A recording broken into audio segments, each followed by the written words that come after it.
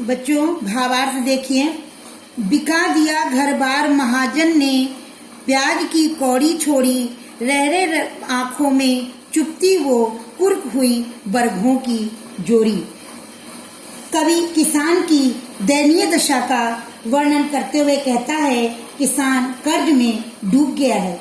महाजन ने धन व ब्याज की वसूली के लिए किसान की स्थायी संपत्ति को नीलाम कर दिया है। स्थायी संपत्ति जैसे घर द्वार, गाय, बैल इत्यादि उसे घर से बेघर कर दिया है और अपनी मूल रकम के साथ साथ ब्याज की भी पाई पाई वसूल लिया है। किसान सबसे ज्यादा दुखी तब हुआ जब उसके बैलों की जोड़ी को भी नीलाम कर दिया गया, अर्थात उसके रोजगार का साधन भी छीन लिया। बरघों यानी बैलों, उजरी उसके सिवा किसे कब पास दुहाने आने देती, आंखों में नाचा करती, उजड़ गई जो सुख की खेती। किसान के पास एक उजरी नाम की गाय थी जो दुधारू थी। किसान उसे बहुत ही प्यार करता था। वो किसान के अलावा किसी को भी दूध दूहने नहीं देती थी, परंतु मजबूरी से उसे बेचना पड़ा।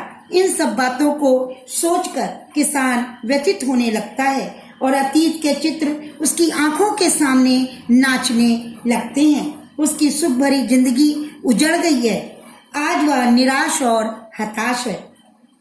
यहाँ पर महाजनों के अत्याचार का वर्णन किया गया है। घर द्वार की कौड़ी, किसे कब में अनुप्रास अलंकार है। आंखों में चुभना, आंखों में नाचना, ये सब मुहावरे हैं।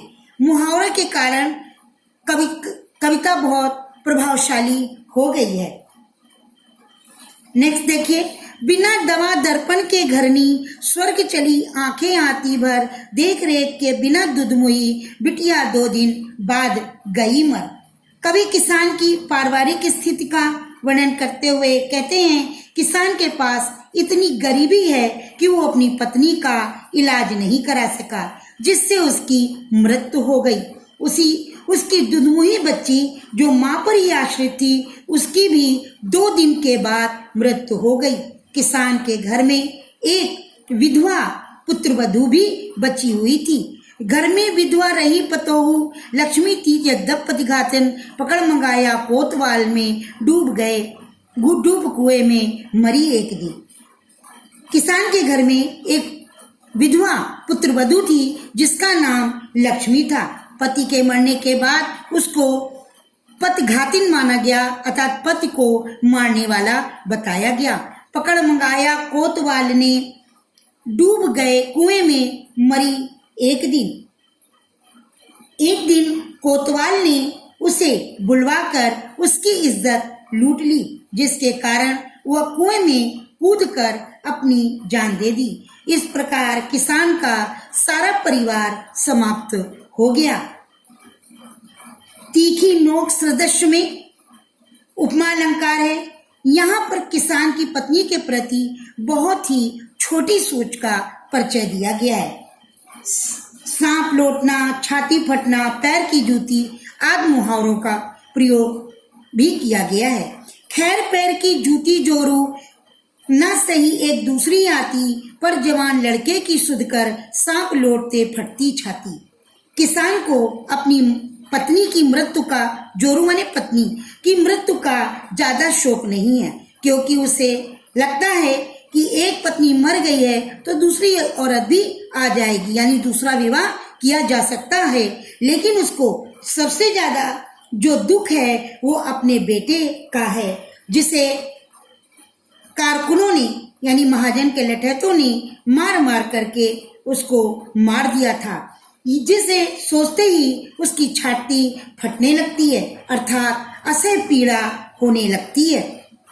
पिछले सुख की स्मृत आंखों में क्षण भर एक चमक है लाती, तुरंत शून्य में गड़वो चितवन, तीखी नोक सदृश बन जाती। किसान जब अपने खुशहाल जीवन की याद करता है तो उसकी आंखों में एक क्षण के लिए प्रसन्नता आ जाती है, परंतु अगले ही क्षण अपनी वास्तविकता सोचकर वो अत्यधिक दुखी हो जाता है। वर्तमान में जब वो झांकता है तो परंतु उसकी आंखें शून्य में अटक कर रह जाती हैं। वह विचार शून्य होकर टकटकी लगाकर देखता रह जाता है, अर्थात वह उसी दुख के सागर में डूबा हुआ दिखाई देता है। यहाँ पर भी आंखों में चुभना, आंखों में नाचना मुहावरों का प्रयोग किया गया है। किसे कब में अनुप्रास अलंकार है, रह रहे में पुनरुक्त प्रकाश अलंकार है। यानी ये जो सारी कविता है ये ग्रामीण प्रवेश का वर्णन किया गया है और किसान के दुख का वर्णन किया गया है। धन्यवाद।